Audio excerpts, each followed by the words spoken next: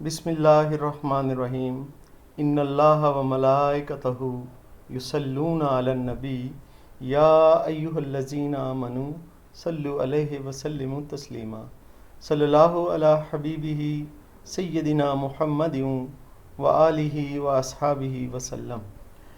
जी, intermediate part 2 के तलबा, आज आपके लिए लाहौर बोर्ड का पेपर है जी। ये 2019 का लेटेस्ट और ये ग्रुप सेकंड का पेपर है। आज हम इसे सॉल्व करेंगे। ये ऑब्जेक्टिव पेपर है, ठीक है। 3 पेपर जो हैं वो पहले सॉल्व हो चुके हैं। उस सिलसिले में पार्ट 2 का ये आज चौथा पेपर है। ये सब आपकी प्रेपरेशन के लिए है और आप इसे ज़रूर प्रिपेयर करें ताकि मेरी क्वेश्चन जो हैं वो भी बेटा फ्रूटफुल हो जाएं। चलें जी, हम शुरू करते हैं। सबसे पहले हम फर्स्ट सेंटेंस की तरफ आते हैं। फर्स्ट सेंटेंस में जो हमारे पास वर्ड है जिसका कि हमने सिनोनिम देना है वो वर्ड है जी एग्नी। एग्नी कहते हैं तकलीफ़ को, तकलीफ़ को, अज़ियत को। तो अब अगर हम इस तकलीफ़ को जहन में रखते हैं तो हमारे पास जो पहला वर्ड है ये पेन। ये पेन जो है, ये जो खिड़की का जो है ना पेन, खिड़की का जो चौखटा जिसमें शीशा लगा होता है, ये वो पेन है। लेकिन असल में तकलीफ़ वाला पेन PAIN पेन, ये वाला पेन जो है तकलीफ़ वाला, और यही राइट ऑप्शन है जी। स्टूडेंट्स आगे चलते हैं। आगे हमारे पास वर्ड आ रहा है जी ऑक्सीडेंटल। ये चाइनाज़ वे टू प्रोग्रेस में से ये लिया गया है। ऑक्सीडेंटल का मतलब होता है मगरबी, ठीक है ना। ओरिएंटल का मतलब होता है मशरकी, ऑक्सीडेंटल जो कि ये इसका मतलब होता है मगरबी। तो नॉर्दर्न तो शुमाली होता है, साउदर्न जनूबी होता है, ईस्टर्न मशरकी होता है और वेस्टर्न जो है ये मगरबी होता है। इसलिए ये वेस्टर्न का जो है ऑप्शन ये ठीक है जी। स्टूडेंट्स आगे हम तीसरे सेंटेंस की तरफ चलते हैं तो हमारे पास वर्ड आ जाता है कंट्रोवर्सीज़। कंट्रोवर्सीज़ का वर्ड आ जाता है। कंट्रोवर्सीज़ कहते हैं झगड़े को, बहस मुबाहसे को। अब यहाँ पर बहस मुबाहसे की मीनिंग में देख लें, रेंज में झगड़े के मीनिंग में एग्रीमेंट बिल्कुल ऐसे नहीं होता। एग्रीमेंट तो इत्तेफाक को कहते हैं। और ये जो डिस्प्यूट्स हैं, हाँ जी, डिस्प्यूट्स जो हैं ये हम कहते हैं झगड़ों को। इसलिए डिस्प्यूट का वर्ड जो है यहाँ पर वो जो है इसकी करेक्ट ऑप्शन है। अब हम चौथे सेंटेंस की तरफ चलते हैं। यहाँ पर वर्ड जो है वो है प्रिवेंशन। प्रिवेंशन का वर्ड है, प्रिवेंशन होता है किसी चीज़ से हिफाजत करना, बचाव करना, ठीक है जी। यहाँ पर डिजीज़ से लिखा है बचाव करना। अगर बचाव करने की सेंस में आप नीचे से ऑप्शंस हम चेक करते हैं तो अवॉइडेंस, किसी चीज़ को अवॉइड करना, बचाव करना के मीनिंग में ये भी आती है। तो अवॉइडेंस का वर्ड जो है ये जो है एग्जैक्ट इसका सिनोनिमस ऑप्शन है। आगे चलें जी। आगे हमारे पास वर्ड आ रहा है जी फैसिनेटिंग। फैसिनेटिंग का मतलब होता है महसूरकुन, दिलकश, ठीक है ना। अब हम दिलकश के मीनिंग में नीचे से अगर तलाश करते हैं तो हमें पहला ही वर्ड जो है कैप्टिवेटिंग जो है उसका मतलब भी होता है दिल मोह लेने वाला, दिलकश, ठीक है। इसलिए कैप्टिवेटिंग की ऑप्शन जो है ये ठीक है, पहले वाली ही। आगे हम सेंटेंस नंबर 6 में देखते हैं तो हमें वुड का सिनोनिम तलाश करना है। वुड, वुड का मतलब होता है कसम उठाना, ठीक है ना जी, अहद करना, कसम उठाना। तो इस सेंस में अगर हम देखते हैं कसम उठाने के मीनिंग में, ए तो जी बिल्कुल टोल्ड कसम उठाना नहीं होता, ठीक है ना, ये बताना होता है। कर्स का मतलब होता है लानत भेजना, ये भी नहीं होता। और सेड का मतलब होता है कुछ कहना। कसम उठाना, ये जो डी ऑप्शन है ना इसमें वर्ड है प्लेज्ड। ये जो प्लेज्ड है ये कसम उठाना होता है जी, प्लेज्ड कसम उठाना होता है। आगे जी वर्ड आ रहा है हमारे पास श्रिली। 7वां वर्ड हमारे पास आ रहा है श्रिली। श्रिली का मतलब होता है तीखी, तेज आवाज़, ठीक है ना, तेज आवाज़। इसमें तीखापन होता है और ये आवाज़ ऊंची भी हो सकती है, ठीक है ना। इसलिए अगर हम इन ऑप्शंस को देखते हैं नीचे, श्रीली के हवाले से तीखी तेज आवाज़, ठीक है। इसके लिए अगर हम देखते हैं तो लोली तो कम को कहते हैं जी, और लाउडली जो है ये ऊंची को कहते हैं, लेकिन इसमें तीखापन नहीं लिखा, लेकिन लाउडली की ऑप्शन करेक्ट है, क्योंकि आगे वाली ऑप्शन जो हैं वो दोनों ही जो हैं, कन्फ्यूजली का मतलब परेशान होके और बिविल्डरली का मतलब होता है ये भी परेशान होके, ये नहीं है, इसलिए लाउडली की ऑप्शन श्रीली पे लगती है। इसके बाद हमारे पास फ्लूक का वर्ड आ रहा है, ठीक है जी, फ्लूक। तो फ्लूक को जी देखते हैं, वॉर टाइम फ्लूक। फ्लूक असल में एक कहते हैं टेक्निक को, ठीक है, वॉर टाइम वेटरन भी नहीं, वॉर टाइम। इसमें अगर आप देखें तो हमें जो है ना वॉर टाइम फ्लूक, इसको हम क्या कह सकते हैं जी, एक हरबा होता है, एक्टिविस्ट के मीनिंग में आप कह सकते हैं, क्योंकि इसके और कोई करीबते नहीं है, लिहाजा इसे चेक भी कर लीजिएगा। आगे आ गया जी नेवरदलेस। नेवरदलेस इसका मतलब होता है ताहम, ताहम, बावजूद इसके। बावजूद इसके के सेंस में अगर हम देखते हैं, ए में एक्सट्रीमली है, वो बिल्कुल ये नहीं होता, वेल भी ये नहीं होता, वेल भी अच्छा होता है। डिस्पाइट ऑल दैट, ये वर्ड जो है ये एग्जैक्टली इसमें आएगा, ठीक है ना। आगे चलते हैं जी। इसके बाद हमारे पास रेस्क्यूड का आसान वर्ड आता है, रेस्क्यूड का आसान वर्ड। रेस्क्यूड का मतलब भी होता है किसी चीज़ को बचा लेना, बिल्कुल आपने सही कहा, सेव्ड बचा लेना ये होता है। ड्राउंड होता है डूब जाना, किल्ड का मतलब मार देना, हॉस्पिटलाइज्ड का मतलब होता है अस्पताल चले जाना, इसलिए सेव्ड यहाँ पे आएगा।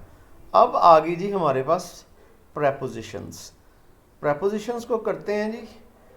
पहली प्रेपोजिशन जो है, they live dash a place for away from here, ठीक है जी। जब भी कोई बंदा किसी प्लेस पे या किसी पॉइंट पे रहता है ना, उसके लिए हम एट इस्तेमाल करते हैं। जब वो घर के अंदर रहता है तो इन हाउस इस्तेमाल करते हैं, किसी शहर में रहता है तो जो है इन सिटी इस्तेमाल करते हैं। लेकिन जब किसी लोकेशन या प्लेस पे वो रह रहा है ना, उसका हवाले से बात की है, तो हम एट जो है वो इस्तेमाल करते हैं, इसलिए यहाँ पर एट लगेगा। और जी ही गोज़ टू स्कूल, जो आप पैदल जो चलता है ना जी, वो होता है ऑन फुट, ठीक है जी। ऑन फुट जो है वो पैदल होता है। He goes to school on foot. आगे चलें जी। आगे आ गया जी, she was shocked dash at father's death. Shock का मतलब सदमे में होना, ठीक है जी, सदमे में होना, गम में होना। शॉक किसी चीज़ से सदमे में होना, वो शॉक एट होता है, क्योंकि shock at, he was shocked at her father's death, mother's death. आगे चलें जी। आगे जी, कोई अगर अपनी ज़बान का सच्चा है, he is true his words, वो अपनी ज़बान का सच्चा है, तो ट्रू के साथ हम टू की प्रपोजिशन लगाते हैं। ट्रू के साथ, ट्रू टू समवन्स वर्ड्स होता है, तो ट्रू टू यहाँ पर आएगा। आगे चलते हैं जी। आगे हमारे पास 15 सेंटेंस है। No one can part him dash his friend. अब ये जी पार्ट विद होता है किसी बेजान चीज़ से अलहदा होना, पार्ट फ्रॉम होता है किसी जानदार चीज़ से अलहदा होना, पार्ट फ्रॉम होता है कि समवन होता है, और पार्ट विद जो है समथिंग होता है। तो इसलिए ये जो दोस्त है ये समवन है, ये लिविंग है, ठीक है ना, इसलिए हम इसके साथ पार्ट फ्रॉम इस्तेमाल करेंगे। अगर यहाँ पर बेजान चीज़ होती तो हम विद इस्तेमाल करते। चलें जी, ये इस तरह से हमारी प्रेपोजिशंस ये कवर हो गई। अब हम आते हैं अपनी करेक्शन की तरफ। It is I who is to blame, ये सेंटेंस है जी, it is I who is to blame, ठीक है जी। अब देखें जी, ये हु जो है ये आई के लिए लिखा है, कहता है साहब कसूर मेरा ही है, ठीक है ना। ये जो इट इज़ आई के साथ जो लगता है ना, ये हु जो है आई के लिए है, और आई के साथ एम लगता है, आई के साथ इज़ नहीं लगता, अगर चाहे ये रिलेटिव प्रोनाउन हु बीच में लग गया, फिर भी यहाँ पर क्योंकि आई की बात हो रही है तो एम जो है वो लगेगा। तो फिर यहाँ पर इट इज़ लगेगा, इट वाज नहीं लगेगा, इट इज़ आई। हाँ जी, इसमें सी ऑप्शन जो है ना, it is I who am to blame, ये ऑप्शन ये बिल्कुल सही है। ये आपने देखनी है। आगे चलते हैं जी, आगे 17 में हम चलते हैं। ही नोस स्विमिंग, ठीक है ना। जब कोई चीज़ बंदा कोई जानता है ना, उसमें नो हाउ टू का कम्बिनेशन होता है। नो हाउ टू ये हमेशा इकट्ठा कम्बिनेशन होता है। नो हाउ टू का कम्बिनेशन जो है आपको कहाँ मिलेगा? He knows how to swim, ये डी में जो है ना कम्बिनेशन, ये नो हाउ टू का कम्बिनेशन डी में है, इसलिए ये ठीक है। ये आप देख लें। और इसके बाद जी आ रहा है the documents are attached herewith लिखा है जी।